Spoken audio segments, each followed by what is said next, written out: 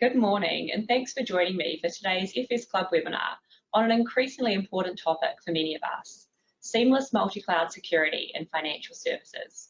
Over the last few years, many organisations have begun to consider adopting a multi-cloud approach to ensure continued performance and resilience. However, precautions must be taken to offset the risk of cyber attacks and misconfigurations. So fortunately, very soon, we'll be hearing from cloud security specialists GFT and Palo Alto on how to leverage the benefits of multi-cloud technology while reducing time to market, minimising configuration costs, and managing risk and regulatory challenges. It is my pleasure to introduce Simon Newton, the Principal Cloud Security Lead at GFT. GFT are a sponsor and core part of our FS Club community, as well as being internationally recognised digital transformation leaders. So it's great to learn from their expertise today, and Simon's in particular, as Simon has over 20 years experience in IT and financial services.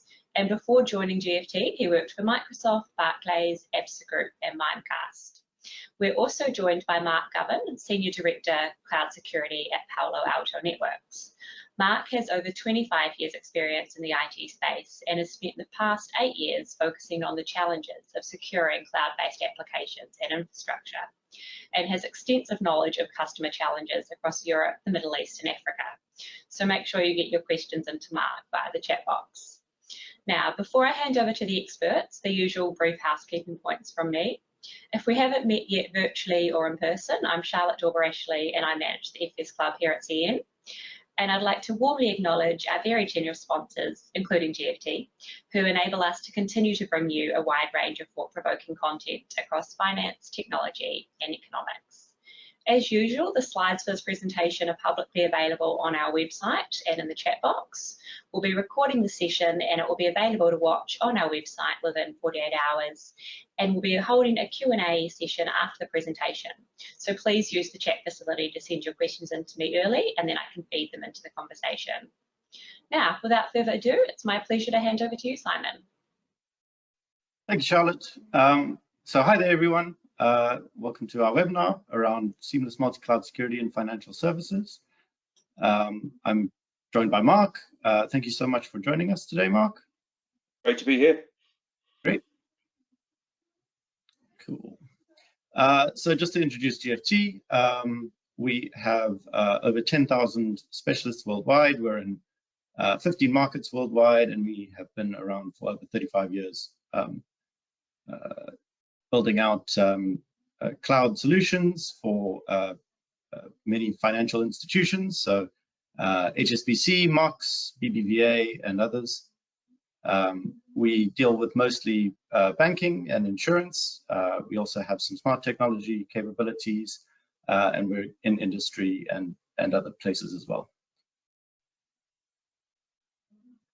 And from a Palo Alto Networks perspective, I'm sure many of you will know of Palo Alto Networks for their cloud, for their network security knowledge. I mean, one of the undisputed leaders in the cybersecurity marketplace. More interestingly, for this topic, we have a huge array of customers engaged on the cloud security space. So over 1,900 securing their multi-cloud platforms with our technology.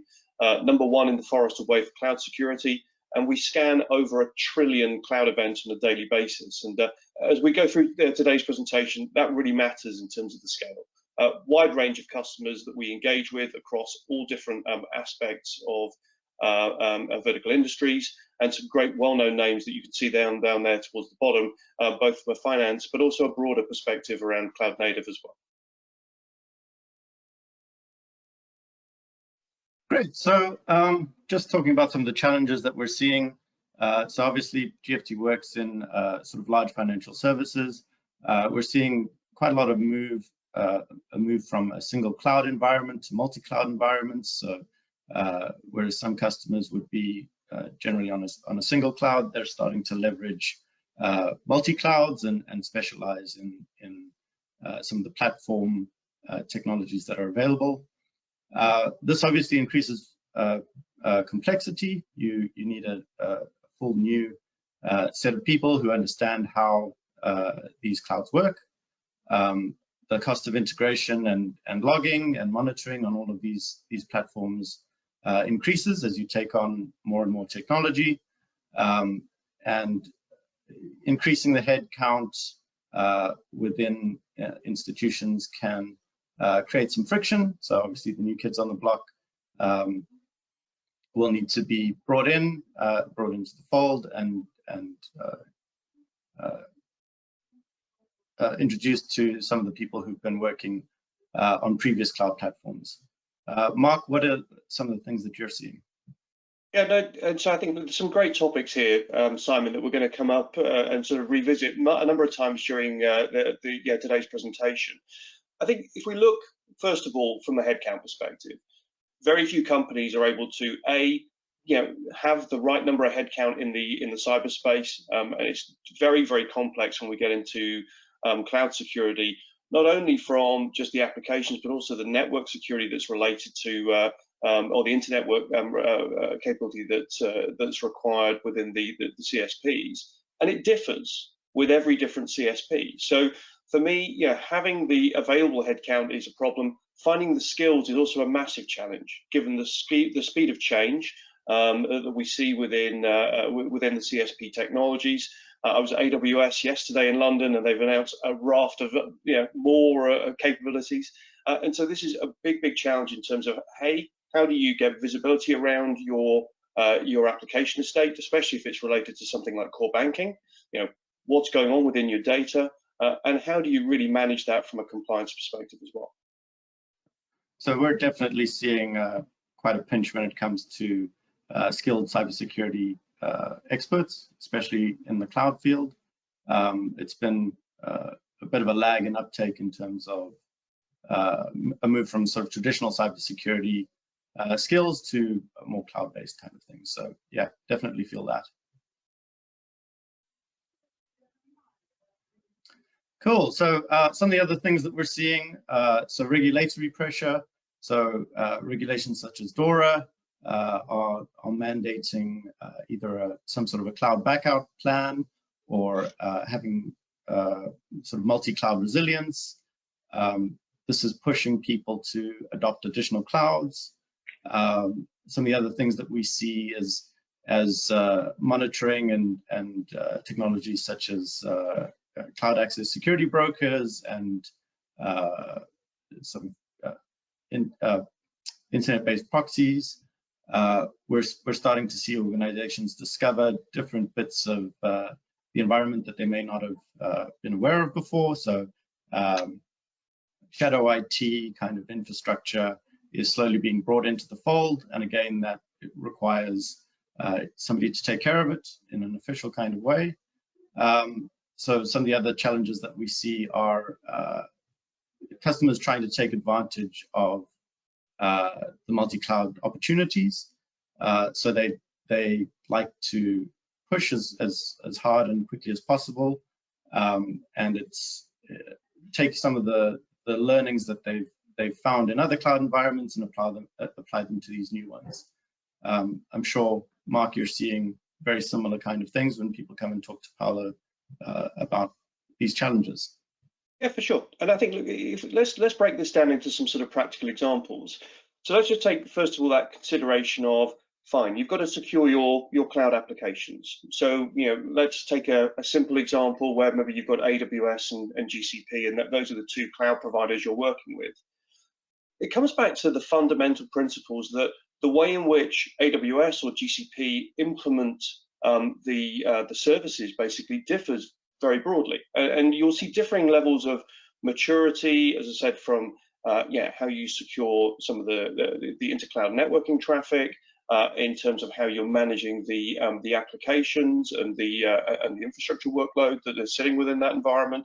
So first of all, how do you standardize? How do you really ensure that you've got consistent control over all of your applications and securing them effectively? The second piece of this then comes down to, how do you even manage, let's take a simple example of compliance and monitoring.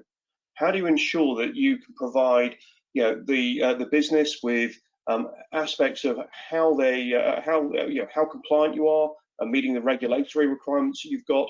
And I'll tell you that unfortunately people I still find are dragged into massive spreadsheets trying to pull a lot of this data together and stitch it together. That just doesn't work in a real-time, highly scalable environment in cloud, when you're trying to identify, trap, and remediate particular vulnerabilities, or even identify attacks that are taking place in real time. So the last aspect of this, I think the middle part you touched on around the shadow IT. One thing that's very clear is if a business unit or somebody wants to develop an application, if they're finding that the DevOps organization or the IT organization is not reacting within the required period of time, they'll spin up their own instance. So again, how do you get full visibility of that attack surface that you've put out there onto the cloud? And secondarily, how do you operationalize the control of it, but still remain agile and open to sort of developing to the business's needs? Yeah.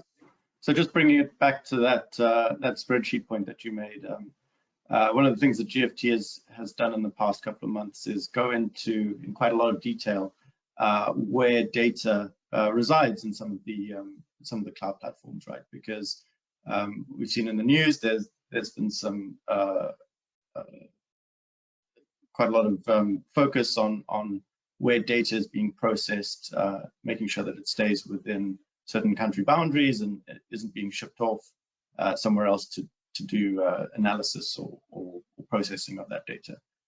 So what we found we've had to do is educate customers about where certain data is processed, so they're not being exposed to the risk of moving data where it shouldn't go. So yeah, definitely feel that the spreadsheet helped.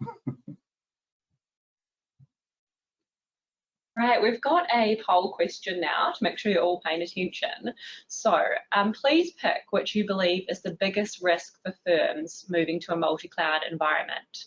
So lack of expertise to secure multiple platforms, risk of data exposure due to misconfigurations, missed business opportunities, or third-party risk. It's quite a lot to choose from there. So whatever one you think is their biggest. We'll just keep that open for a bit longer to ensure everyone gets time to complete it. Usually pretty fast though. Yeah, there's some risks there that I hadn't even thought of actually. Right, so the answers have come through, and wow, overwhelmingly it was the lack of expertise coming through the top there with 50%, and then risk of data exposure 33%. And last equal missed business opportunities and third-party risk at 8% each.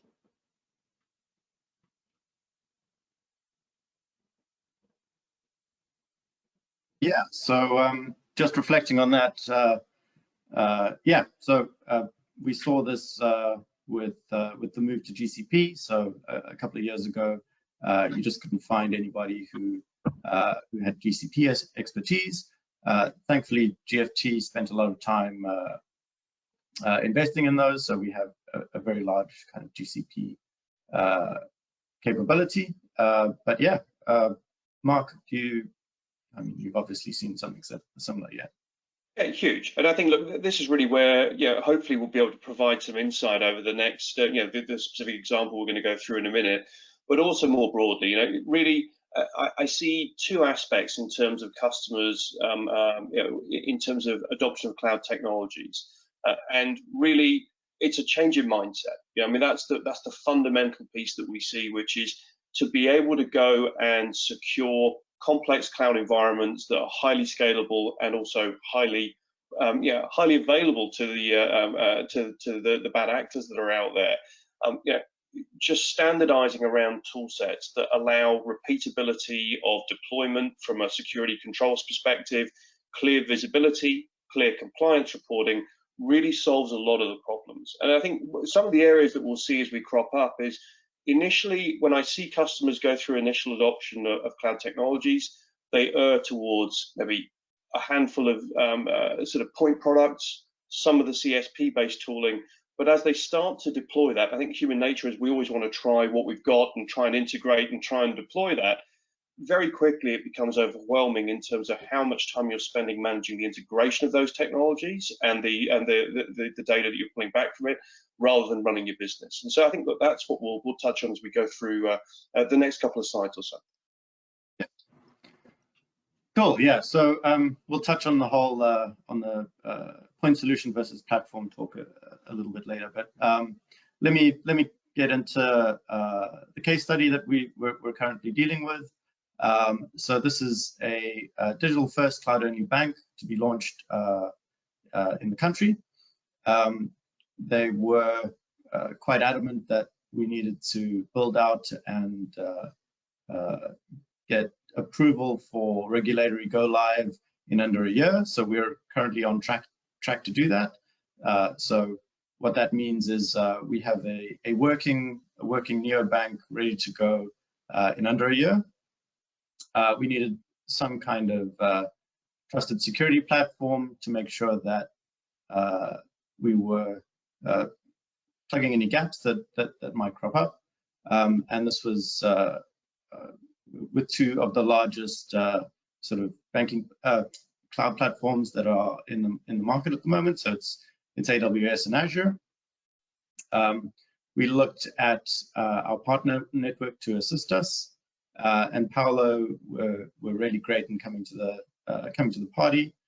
We got some great support from them in terms of pre-sales and in terms of helping us out with getting Prisma Cloud implemented, as well as XOR. So that's currently in progress, and it's going really, really well. I think we've deployed about 90% of the technologies within Prisma, and we're kind of just kicking off XOR. We'll get into that in a bit more detail. If we can go to the next slide.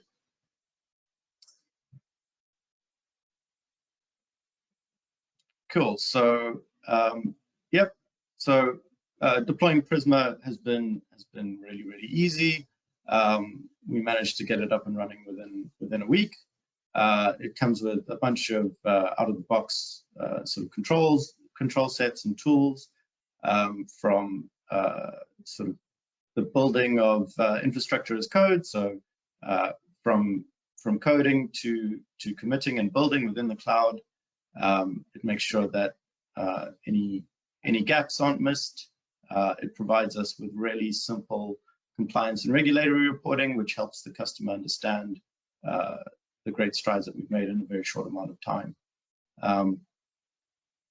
Yeah. So just handing over to Mark to provide a bit more detail on Prisma and XOR. Sure, Simon. And I think, look, so typically what we see with customers is, upon deployment of the cloud platform. So we're a cloud native application. We're a cloud native platform as it is. We live within the cloud.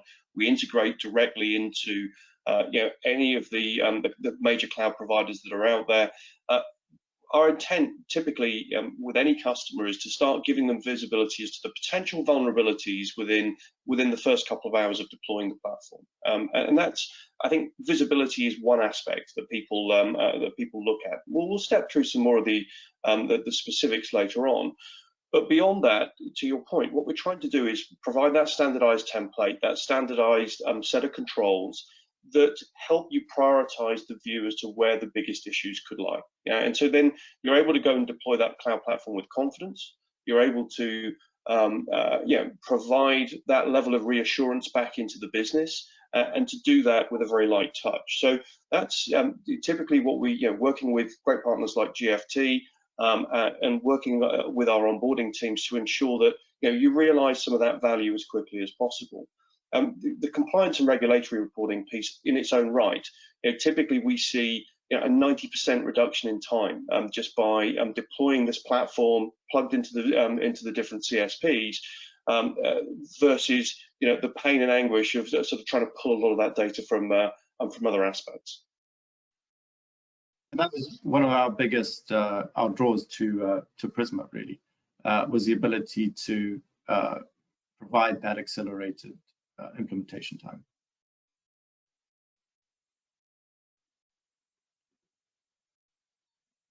I think, Simon, if I sort of take over here and I'll sort of touch into some of the key areas. So I talked about the visibility of cloud vulnerabilities, within minutes of deployment, and clearly that is, it's a hugely important part of it. This ability to rapidly identify, though, all issues through all aspects of the DevOps lifecycle. So Simon's touched on a few of the areas earlier on. it's not just about visibility of vulnerabilities. Okay, that gives you some level of understanding as to what's going on within your runtime environment. We strongly believe that implementing controls at all aspects of that life cycle, from the point of development all the way through the build and deploy phase and into the runtime phase, allows you to prevent potential issues rather than react to them. And really, I think that's the big nuance here is when moving or considering, legacy ways of working, when we all had our own data centers and we would secure them with padlocks and firewalls and goodness knows whatever else. Yeah, it's a very different challenge in terms of securing a broad cloud-based environment. So, yeah, ensuring that we're able to prevent automatically remediate a number of the issues that we see, integrate with various trouble ticketing or PagerDuty type environments, and having a sort of a joint responsibility from all aspects of development through to the runtime is really the key way in which we see customers need to deploy and secure their environments when it's cloud, from a cloud perspective. Clearly, with XOR, in this particular example, simple, integration basically of the integrated playbooks that allow, again, that ability to react and remove as much of the reliance on the operational team as possible to deal with. They can really focus on the prioritized issues. So when we see this all come together, typically we see between a 40 and 50% improvement in SecOps efficiency and the ability to respond to these types of environment. But more importantly, at the developer side, when the application is being developed to go through the runtime, a 60% reduction in terms of their efforts, because they're not having to remediate a lot of issues due to vulnerabilities. They're able to do that up front, and therefore, the whole organization runs a lot more efficient. Yeah. So one of the reasons why we chose this sort of Prisma Cloud and XOR combination was the way that it integrates really nicely and provides us with that reduction in headcount. Back to our point earlier, it's really, really hard to find kind of cybersecurity resources, and the more we can automate and remove the need for people to touch things, the better we see performance. So yeah, this has been a really great experience working with Palo, implementing their controls and their tooling. So yeah, just a big thank you. Right, so we've got another poll question here. Is security becoming more of a priority in your firm with the move to cloud-based technologies? Just a simple yes or no. I think it's pretty clear what this one will be, especially with the news that's been going on this week as well. Just leave that up for a moment longer. Right, let's see. Yes, 100%. It's very clear. Yeah, I mean, that's good news for us, right? It means we get to stay in the job. Cool. So some of the things that we found out of this particular case study, a third-party cloud security platform helps to simplify implementation, especially when kind of moving across clouds. Having a strong security partner is essential in reducing risk and providing guidance. So Palo's been great in some of the advice that they have offered us, and just helping us to implement and help us build trust with the customer that we're currently working with. When it comes to moving to specifically a multi-cloud environment, moving away from sort of built-in cloud platform security solutions, helps sort of reduce headcount. You only have that single pane of glass that you need to look at. You don't need to retrain a lot of people if you're using some sort of third-party cloud security platform, and it ultimately means that you can implement faster, which is great. I think the only thing I was going to add just on the end there, Simon, as well, it's specifically regarding the CSP tooling. So look, I said I was with AWS yesterday. You know, I spent a lot of time with Google and a number of the other cloud providers as well. Now, clearly, their focus is around securing their infrastructure where possible, providing minimum viable controls to put into that environment. The challenge that I typically see with customers is the implementation of some of these point products or point solutions, either with CSPs or best of breed. Sometimes the correlation, or a number of times the correlation, I come back to that 1 trillion events that we analyze on a daily basis. Correlation of 2 or 3 different aspects of an attack actually raise the priority significantly. That often gets lost in the mix if you're using individual CSP solutions or tooling. So one of the simplest things we show is a demonstration where we're basically taking advantage of insecure APIs.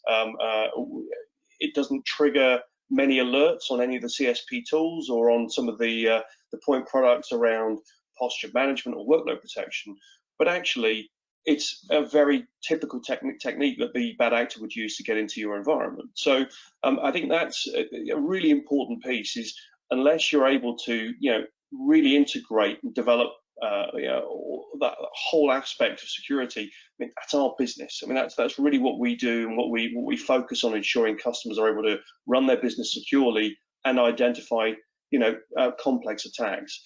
That's what you lose visibility of if you typically go down the best of breed route. Yeah.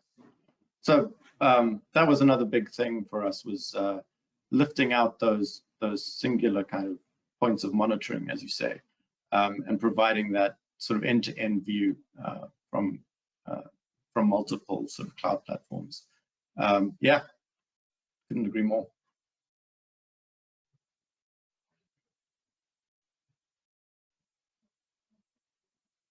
Right, I'm guessing that's brought us to the Q&A section. So thank you very much for that very useful and thorough presentation. You'll see we do have your email addresses coming up shortly on screen so people can get in touch with you directly. But for now, keep putting those questions in the chat box for your answer in real time.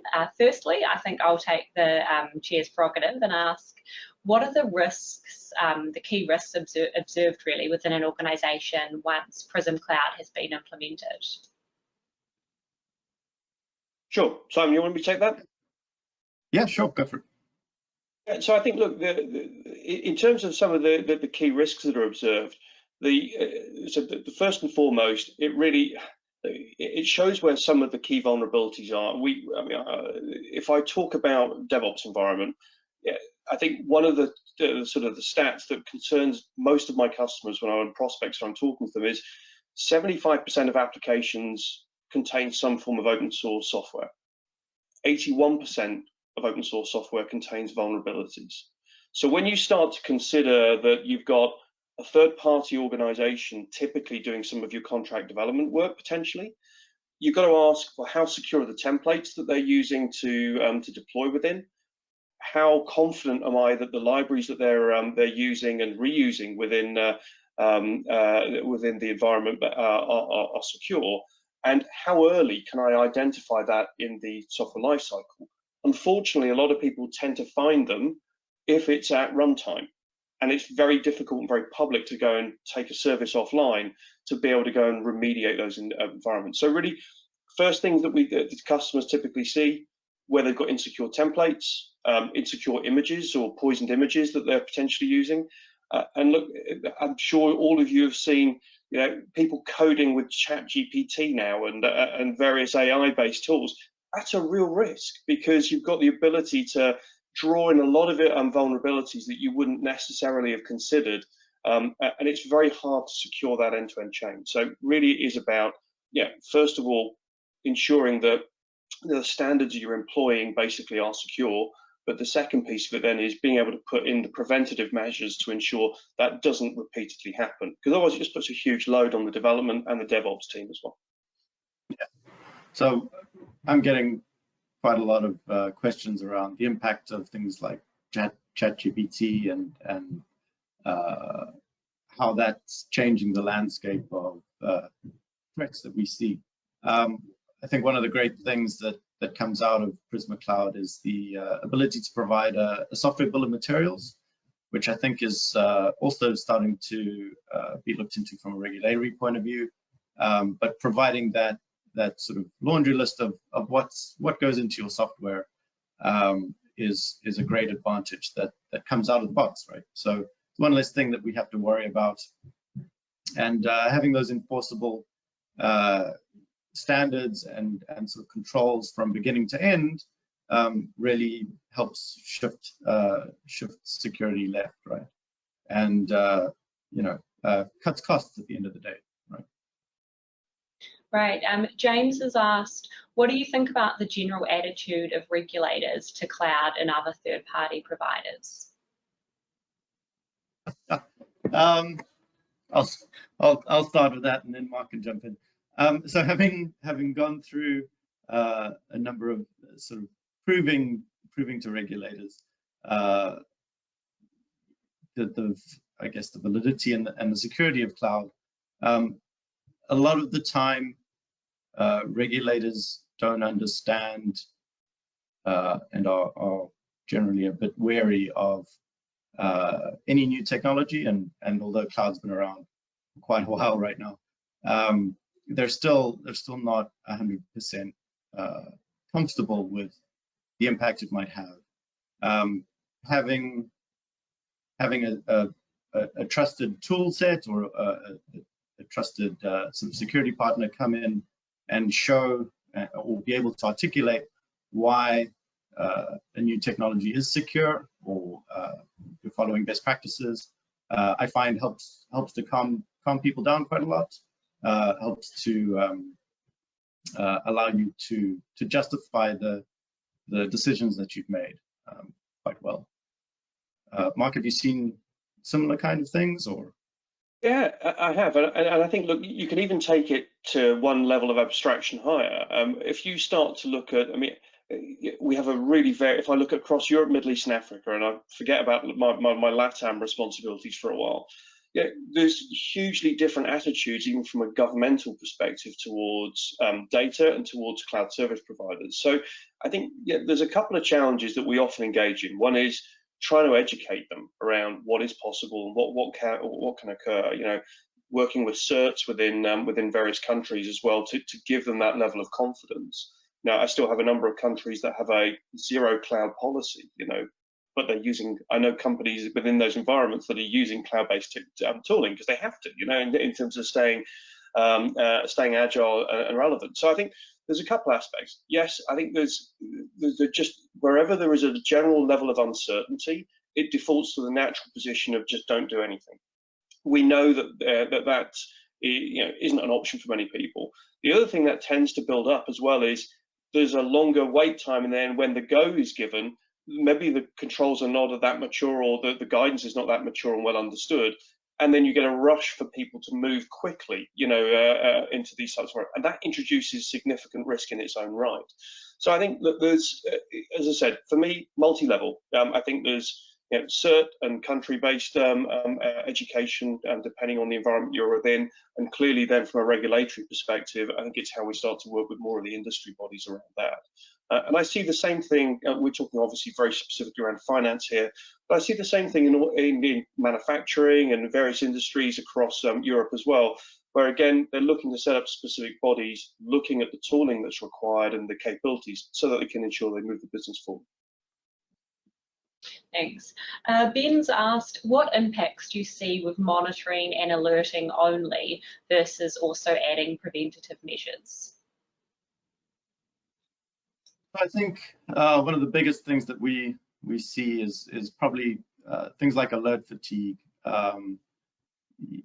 With dealing with just a single cloud platform, you get a deluge of logs and alerts, and trying to sift out the stuff that's relevant is really hard.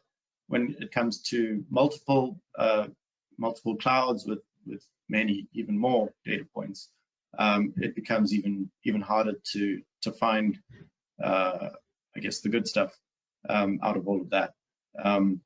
With automation, you can cut down on a lot of that noise. without it, you can add additional people and add additional heads, but that gets quite costly quite quickly, and you'll always the chances are good you'll miss something. Having a kind of multi-layered sort of approach to dealing with monitoring is something that I'm quite a fan of. So yeah, sort of level 1, level 2, level 3 kind of SOC people, people who are actively looking for bad things that are happening in the environment or in your logs is quite important, as well as people who are just kind of dealing with the day-to-day stuff and looking for patterns. And having somebody available who can do some filtering or provide some sort of automation around resolving some alerts is really the way forward. Otherwise, you're just not going to keep up. Do you agree, Mark? Yeah, I was going to add a little bit more onto that. So I think that monitoring visibility of a cloud-based environment, it's a decent first step. Okay, but you've got to think about the realities that you're dealing with. You know, with the way in which applications are designed and deployed within DevOps, you know, using containerized capabilities, there's multiple layers of that application that are sitting there live in the cloud. So if you're becoming aware of a major vulnerability that is maybe in one or more of your applications that are live in the cloud, or you're under attack, which is, you know, if we think of the first principles of incident response, typically when it's data center based, you shut the network off. You can't do that. You know, that's not an option for you when you're in the cloud. So I think monitoring and visibility gives people a level of at least awareness from a compliance perspective, where some of the priority issues are. And clearly with our platform, we try and prioritize and drive you towards where we see the most critical issues. You know, applications with limited security controls or secrets built into the application, basically, that can be exploited, so that you can go and address that first. But if you don't move towards you know, putting preventative measures and automated preventative measures in place, you're going to constantly firefight thousands of instances of your application sitting live in the cloud. And it doesn't matter how pretty the window is at that point, it's not a nice view, you know. So you've really got to be in a situation where you know, you start to take a more proactive approach to security, and that really starts at the point of code creation, you know, and then ensuring that, you know, that with your applications and your data security through all aspects of that application lifecycle, they've got the best chance of being secure before they end up in the cloud. And that's really the key thing for me. But it's a good first stage, but very rapidly we look for customers who are then sort of putting in the preventative measures, basically, more broadly within the system. Yep, prevention is definitely better than cure. Yes, and yeah, all regards, definitely. Now, Sasha's asked, why are open source libraries such a concern? Yeah, and I think I touched on this just a little bit earlier on. So, you know, through our research, and this is, you know, the benefits of being, you know, a very focused cybersecurity firm. You know, as I said, 75%, the sort of numbers we see, the market is stipulating that 95% of applications built by 2025 will be cloud native. Okay, so all applications, you know, 95% of applications by 2025 will be cloud native in design. They use open source libraries, you know, so 75% of application code.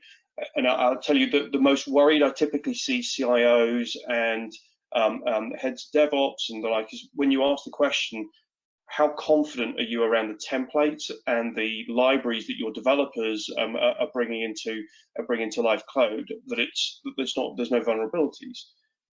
Without fail, there's always, yeah, well, we know there's going to be some form of open source in there. 81% of those open source libraries have known vulnerabilities. So it's a really easy way for a bad actor to poison, you know, your software lifecycle process at the very early stages.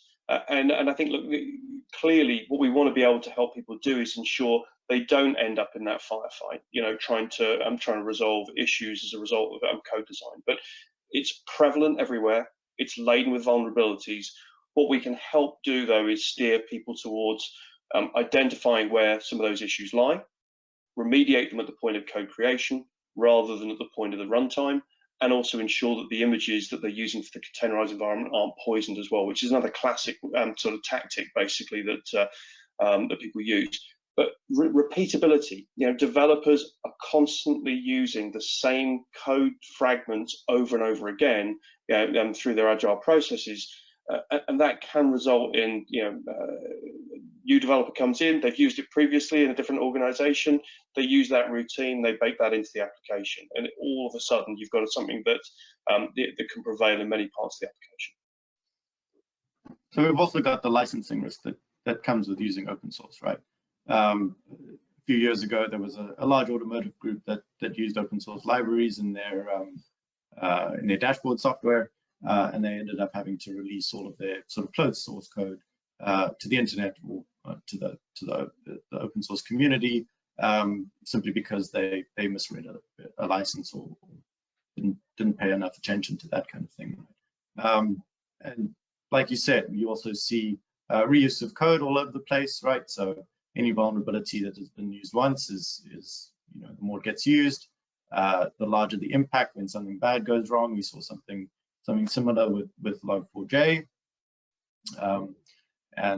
yeah. So really, it's a bit of a sort of multi-pronged kind of risk that you need to address when you're using open source kind of code. Yeah, and that's what we really focus on is connecting the dots. So we can give our customers a view from the application, from a runtime perspective, all the way back through every aspect that's been included through the build, through the development process as well. So it gives that really simplified view as to, okay, to Simon's point, log4j, where is log4j prevailing within my organization, or potential issues like that? So you can remediate quickly, but you've got that end-to-end view of the application chain. Thank you.